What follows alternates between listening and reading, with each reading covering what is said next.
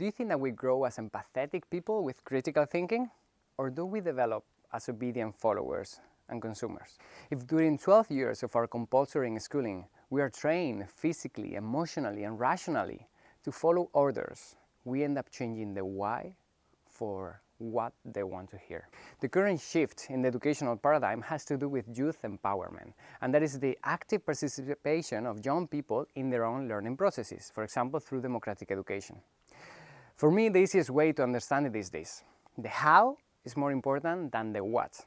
That is, the how we learn and experience learning is more significant than what we actually study or what is part of the curriculum specifically. There are many reasons for this, but I find that not all reasons are equally valid for all people. There are people that advocate for the rights of children, making explicit that their personal freedom is not being respected in conventional schooling. There are some concerned about the contribution of hierarchical schooling to violence and mental health problems. Some people see great potential for the development of 21st century skills, such as critical thinking and collaboration, and to support the employability of young people.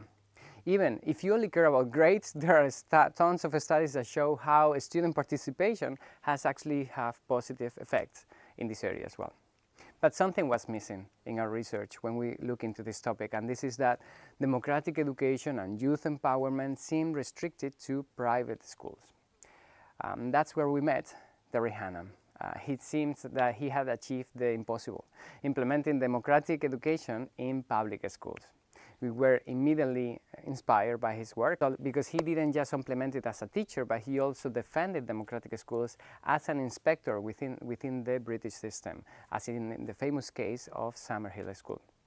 He carried research on the topic, and he even supported youth organizations across Europe.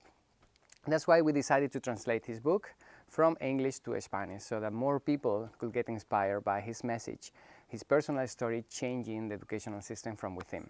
So you're invited to read his book, which is called Another Way is Possible: Becoming a Democratic Teacher in the State School.